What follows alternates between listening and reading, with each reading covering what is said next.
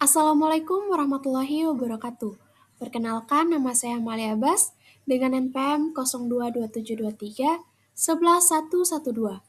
Pada kesempatan ini, saya akan mempresentasikan materi untuk ujian akhir semester pada mata kuliah Akuntansi Keuangan Lanjutan 2 dengan materi yang berjudul Menganalisis Transaksi dan Translasi Valuta Asing. Sebelum kita masuk ke pembahasan, izinkan saya menyampaikan terlebih dahulu alur presentasi hari ini. Kita akan membahas 6 topik utama yaitu pertama, pengertian valuta asing, kedua, transaksi valuta asing, ketiga, keuntungan dan kerugian selisih kurs, keempat, translasi laporan keuangan, kelima, metode translasi, dan keenam, studi kasus dan contoh jurnal. Keenam topik ini sangat berkaitan dan akan membawa kita pada pemahaman yang menyeluruh tentang akuntansi valuta asing. Baik, kita mulai dari topik pertama yaitu pengertian valuta asing. Valuta asing adalah mata uang selain mata uang fungsional suatu entitas, sedangkan kurs adalah rasio pertukaran antara dua mata uang yang berbeda. Dalam konteks akuntansi, ada 3 konsep kunci yang perlu kita pahami. Pertama, mata uang fungsional, yaitu mata uang dari lingkungan ekonomi utama tempat sebuah perusahaan beroperasi.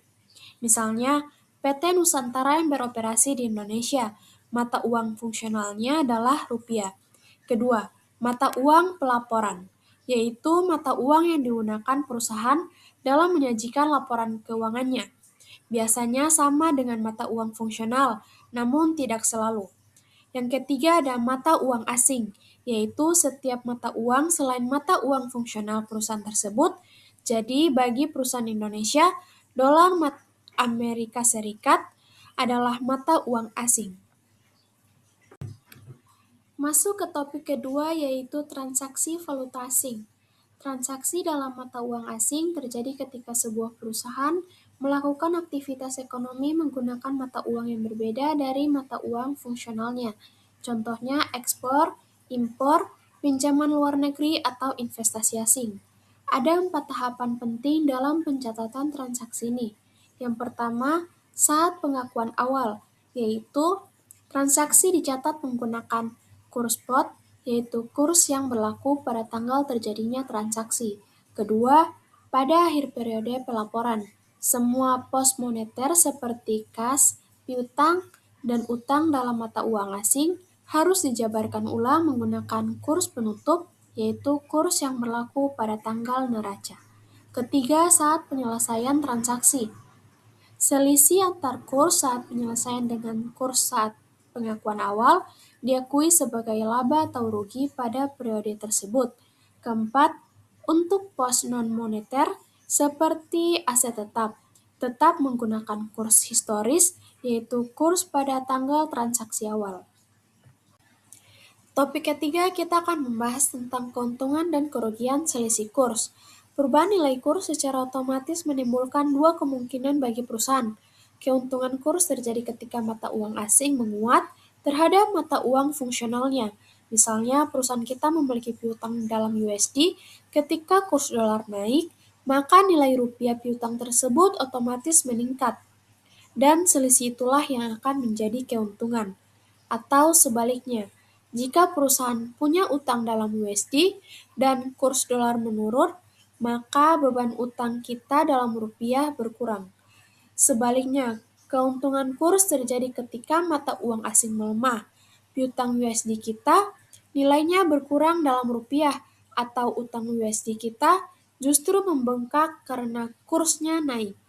Kedua kondisi ini dicatat langsung ke dalam laporan laba rugi sebagai keuntungan atau kerugian selisih kurs.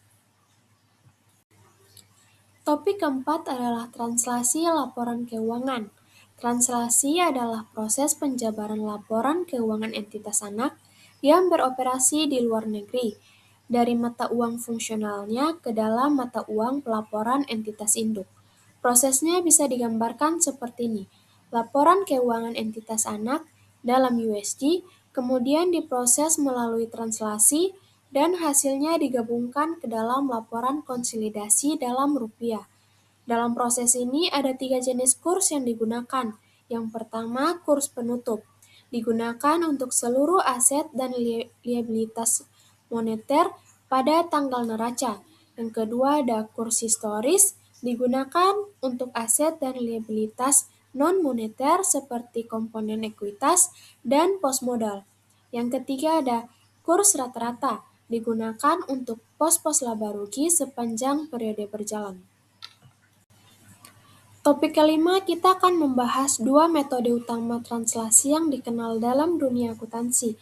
Metode pertama adalah metode kurs kini atau current rate method, yaitu seluruh aset dan liabilitas ditranslasikan menggunakan kurs penutup. Pos laba rugi menggunakan kurs rata-rata, komponen ekuitas menggunakan kurs histori, dan yang terpenting, selisih translasi yang muncul tidak diakui sebagai laba rugi, melainkan dicatat dalam OCI atau penghasilan komprehensif lainnya. Metode ini digunakan ketika mata uang fungsional entitas anak berbeda dari mata uang pelaporan induk. Metode kedua adalah metode temporal, yaitu aset dan liabilitas moneter menggunakan kurs kini, aset non-moneter menggunakan kurs histori, selisih translasi langsung masuk ke laba rugi periode berjalan. Metode ini digunakan khusus untuk entitas beroperasi di ekonomi hiperinflasi.